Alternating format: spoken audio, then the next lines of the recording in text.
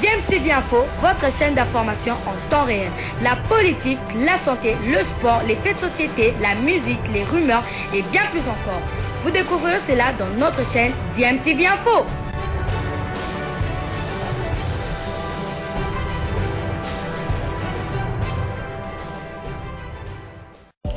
Vous êtes sur DMTV, bonjour ou bonsoir, tout dépend de l'heure à laquelle vous nous suivez. Tout plaisir est pour nous de vous retrouver, mais surtout de savoir que vous êtes nombreux en train de suivre votre chaîne YouTube DMTV. DMTV qui vous propose l'actualité, vous propose également des analyses et des réflexions sur des sujets d'actualité, sur des faits sociaux, tout simplement sur des réalités que nous observons ici chez nous en République démocratique du Congo. Qu'est-ce que vous retenez du livre?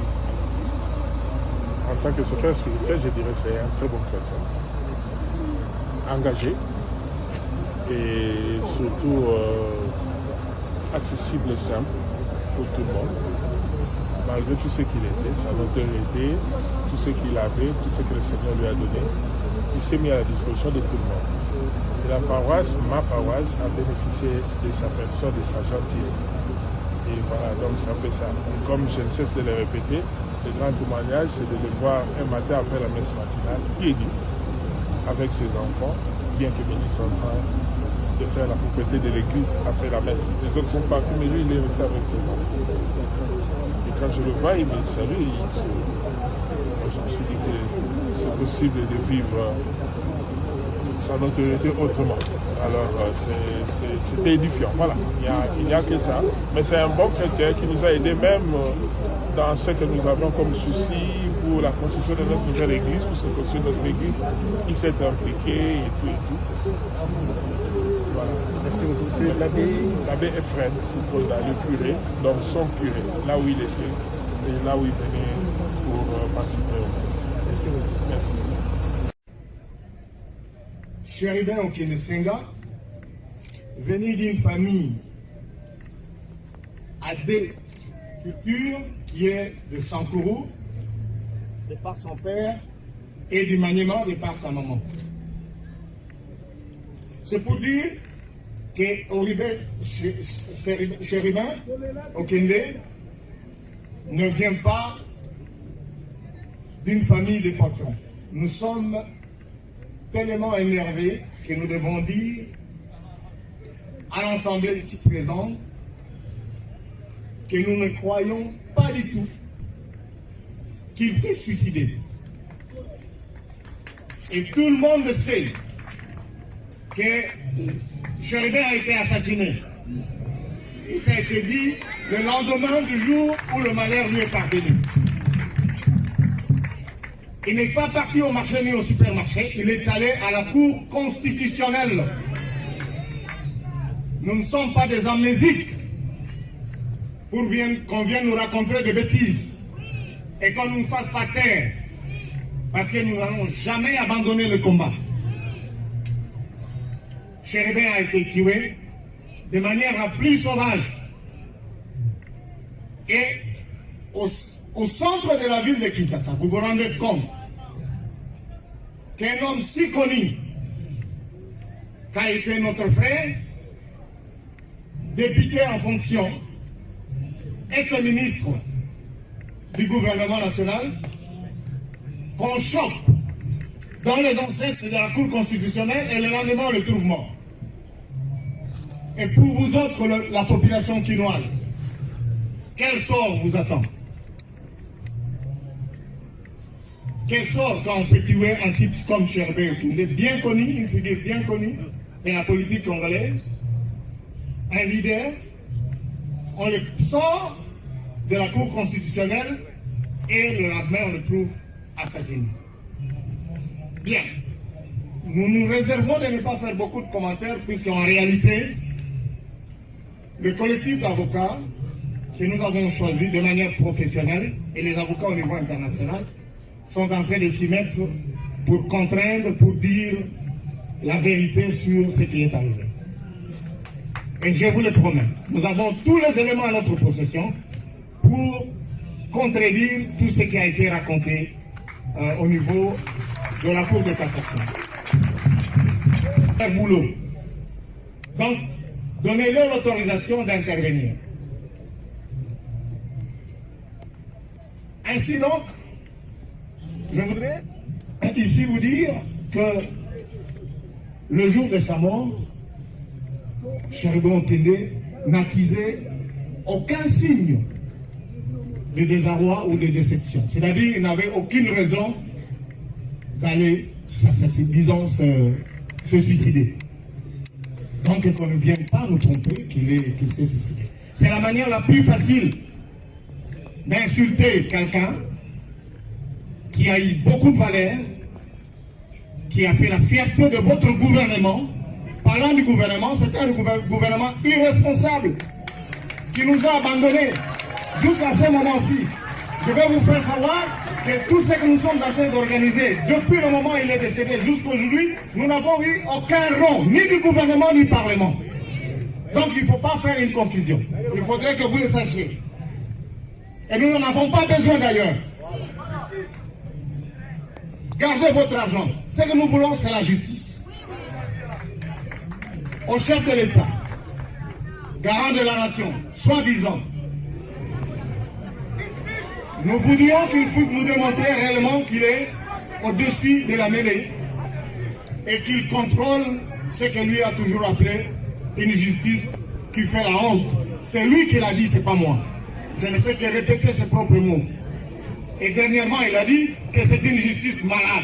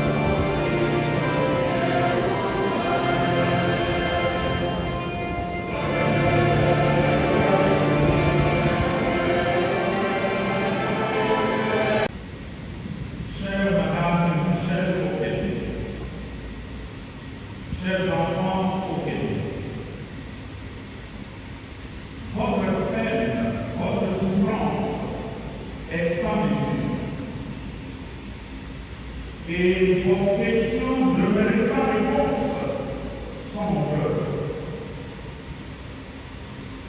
Depuis la tragédie, dans la nuit du 13 juillet, votre vie a basculé. Vous vous demandez, vous vous posez des questions. Comment en sommes-nous arrivés là?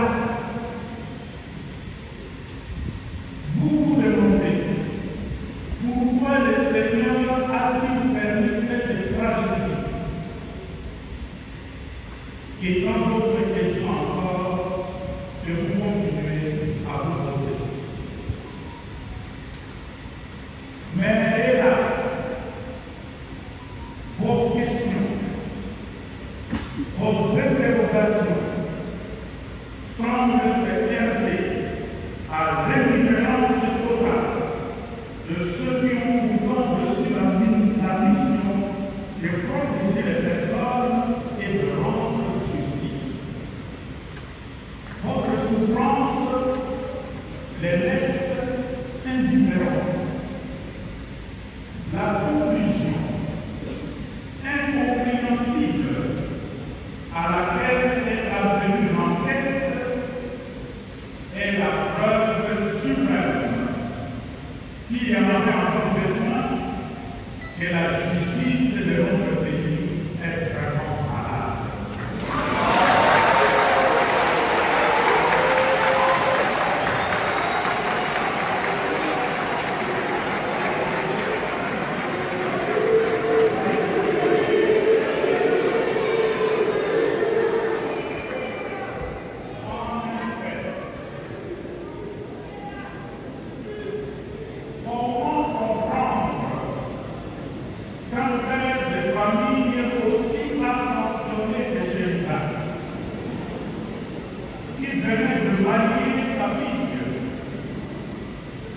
soit suicidé en tirant des balles sur lui-même et sur sa famille.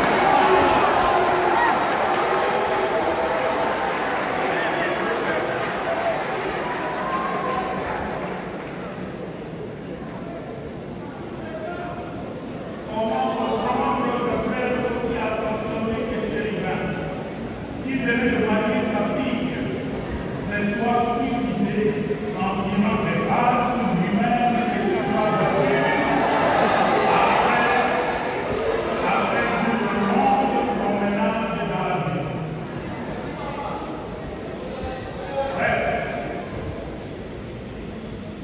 si tel est le traitement que la République réserve à un ancien ministre et un député national, qu'adviendrait-il au sein des citoyens?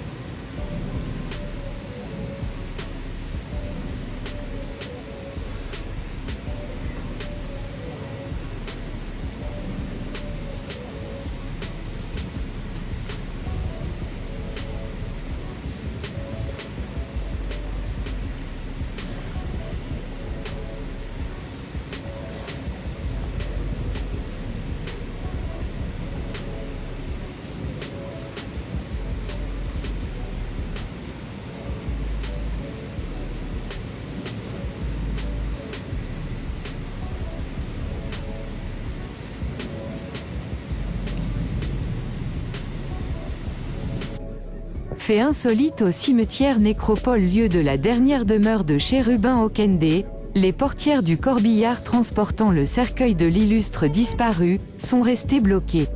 L'enterrement avait été retardé d'une trentaine de minutes.